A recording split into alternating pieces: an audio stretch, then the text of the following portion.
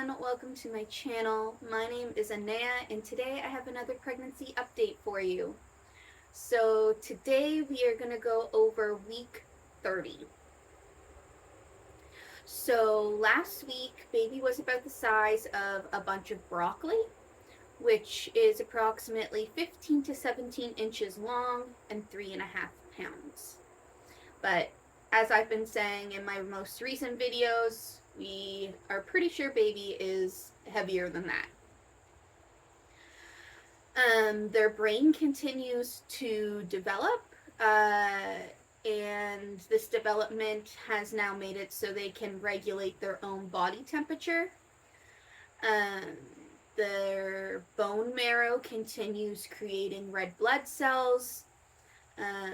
It's possible that they have a full head of hair. They're starting to lose their lanugo, which is like all of the little hairs that are all over a fetus in the womb to keep them warm. Baby is able to cry and suck their thumb in the womb right now. Most of their internal systems are well developed now, except for their lungs. Baby's brain, nervous system, and organs are continuing to mature. They may be practicing breathing movements, which can cause slight twitchings in the abdomen. And lastly, for development, grooves and folds in the brain surface are developing. So that's everything developmental-wise. And then for symptoms, we have a lot of the same stuff. We have backache, tired, frequent peeing, sore boobs, that weird vaginal pain that I explained in last week's video. It's like somewhere between like a vaginal and a pelvic pain. And then two symptoms that have been really affecting me lately is cramps and like trapped gas. So for the majority of last week, the cramps were pretty mild and they'd come and go, nothing too crazy. Wasn't very worried about it for the most part, although it does always make one paranoid. But we'll come back to the cramps later. As for the trapped gas, it has been insanely painful. I mostly just experience it in the night when I'm sleeping. And so like I'll go to bed at around 12. I'll usually feel fine. I'll lay down and then I will wake up again between like 2 and 3:30. And if I move in any capacity, I am just shot with pains. And it's even more painful if I have a full bladder, which during the night I usually do.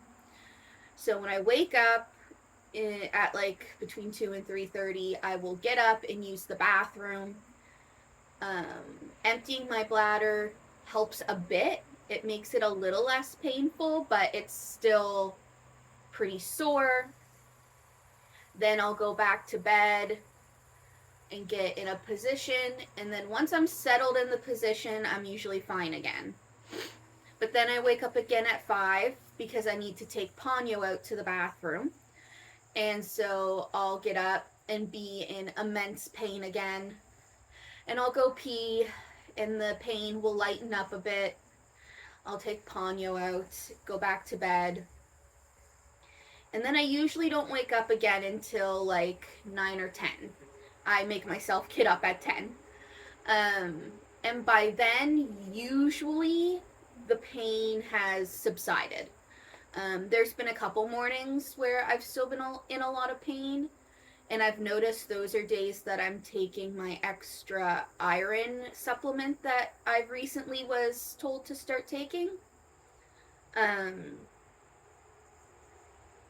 but yeah, that has been the worst. Also, in general, I'm just like really sore. Baby's been pressing into my rib cage. Um, and there's a lot of times where I just feel like my belly is going to explode and couldn't stretch any further. So, love baby, want baby to stay in there until they're able to safely come out, but the sooner the better. Um, and then to kind of get back to the cramps, this was on Sunday, so technically it would be for a week 31 update, but it was close enough um, to week 30 that I'm just going to talk about it now. So on Sunday, um, I noticed that I was having a lot more cramping than normal, still very mild. Um, but it was pretty consistent, especially anytime I was laying down. Um, that on its own wasn't concerning me too much. Um, I just kind of continued my day. And then in the mid evening, this is about to be a little TMI, by the way. Um, I went to the bathroom and wiped, and it's not uncommon for me these days. Obviously, it's not happening every day, but it happens like every couple weeks lately where I will see parts of my mucus plug. And that happened again Sunday evening, except this time there was a streak of like brown blood through it. Um, which isn't necessarily concerning on its own. Um, there's lots of reasons why that could be. None of them were really relevant to me that day, but like if you had recently had intercourse, um, the cervix is really sensitive, so that can cause a little bit of bleeding. However, that wasn't the case for me. Um, if I was having a really active day or something, those kinds of things, but that just wasn't the case. So I did a little research about it just to see, and what kept coming up was this thing called a bloody show, which sounds scary, but it's very common and normal in a pregnancy in the third trimester, although it usually happens a few weeks later than what I would have been experiencing at like just 30 weeks. It's usually something that you'd see closer to 37 weeks. But essentially, what it is it means it's the loss of a mucus plug, but typically with the dilation or effacing of the cervix, which causes a bit of blood, which then implies that you're not necessarily in labor, but that labor could be on its way in the next few hours to next few days. And I also saw some sources say in the in the next coming weeks. And so, because I was having so much cramping that day, and I potentially had this bloody show, I concerned isn't the right word, but I wanted to be more proactive about it, I suppose you could say.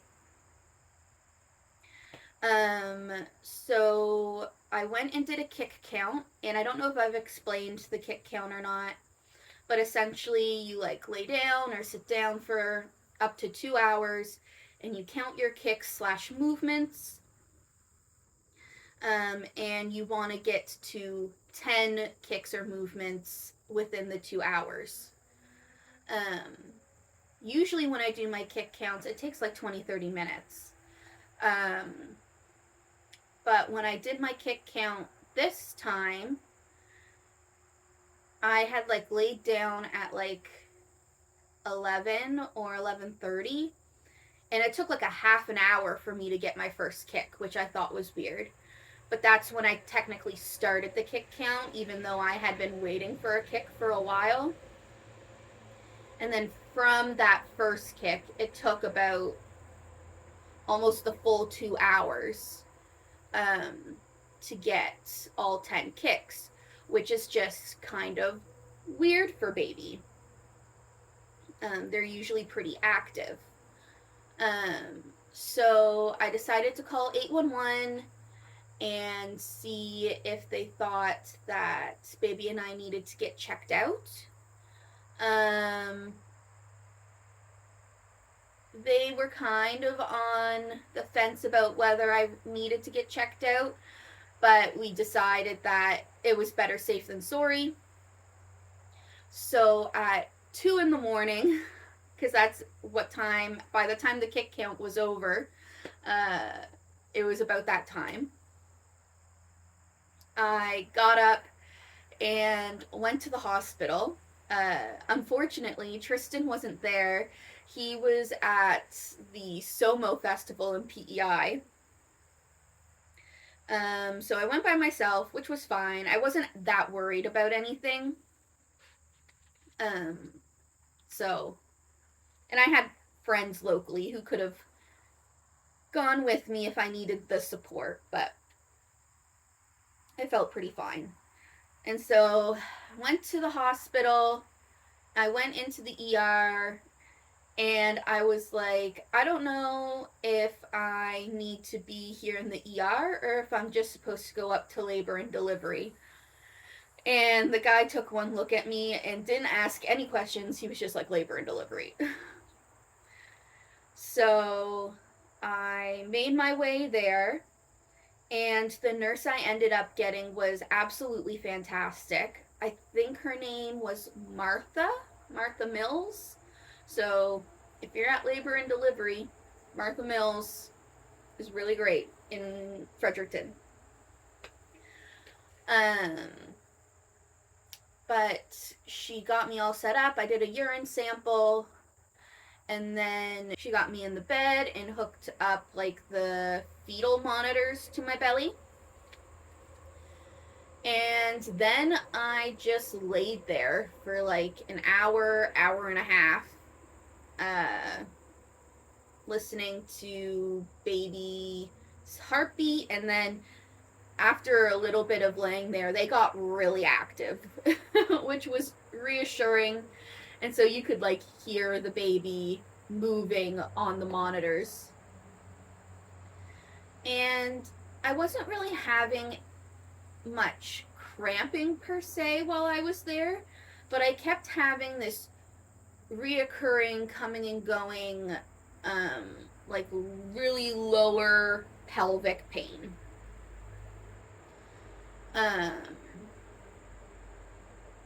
I was worried that those were like the beginning of contractions. They didn't feel like any contractions I've ever felt before. But because they were coming and going, I was worried that's what that was. But the nurse and the OB didn't seem to be worried about it.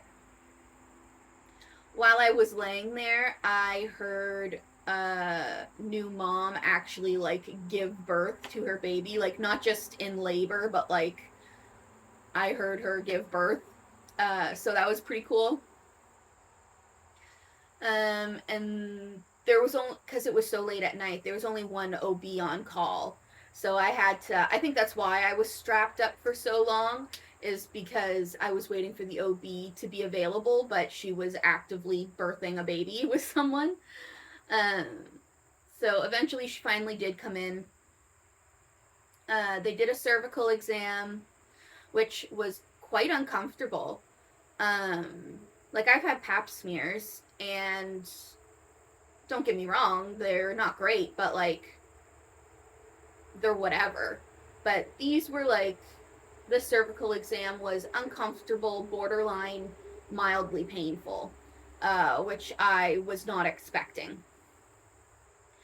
But she said that baby was good and healthy sounding, that my cervix was closed and there wasn't any other like traces of blood or anything there. So that everything was good. I was not going into labor. And they pretty much said, you know, as long as the bleeding doesn't get worse and the cramping doesn't get worse, that you're fine. The nurse also gave me a direct phone number to labor and delivery, so if I have any more concerns or questions, that I can just call straight to that phone number and talk to a nurse there.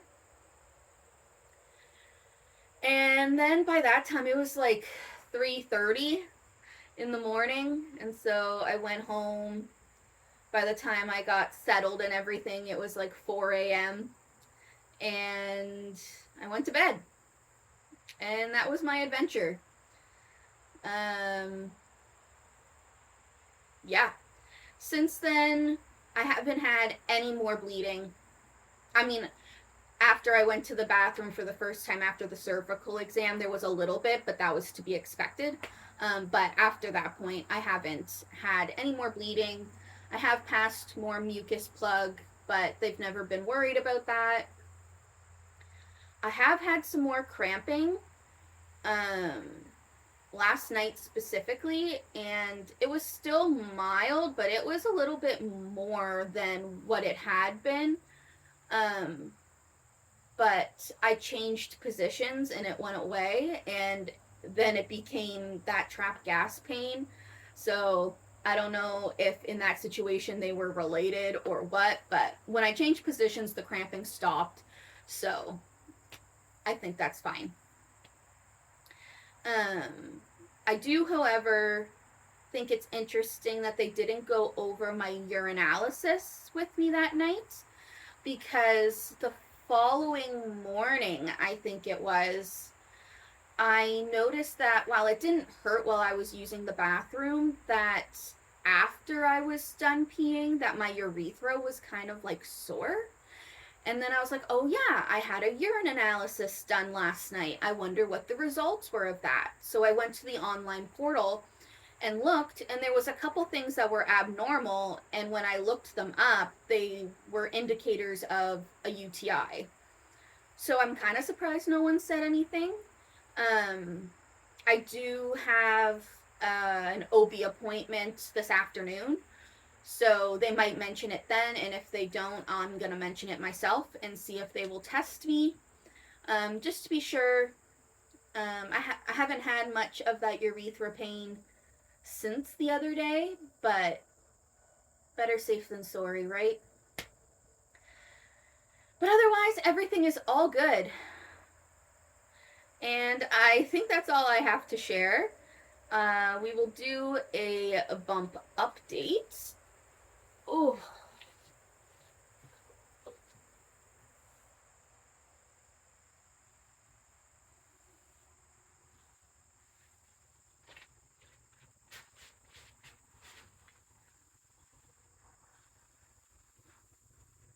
Baby is sitting right up here today. I can feel, I presume, like a head or a butt right here, and then they're like laying across my stomach this way. That's been their favorite spot lately. And it leaves, you can't tell, I don't think, on here, but it leaves my belly so that instead of like being centered like this, my belly is like this, and like the bump is like to the side rather than like down the middle.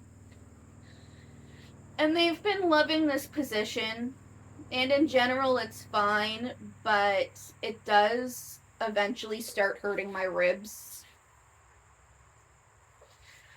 But it is what it is. Um,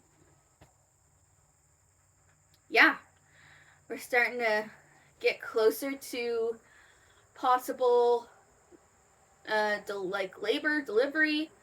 Technically, full term starts at 37 weeks. I'm a little bit hoping that baby comes at around that time instead of their due date, just because I'm so tired. Um, but obviously, baby will take the time that they need, and they will come when they come. But yeah, I think that's everything. Thank you for watching this week's video, and I will see you next time. Bye.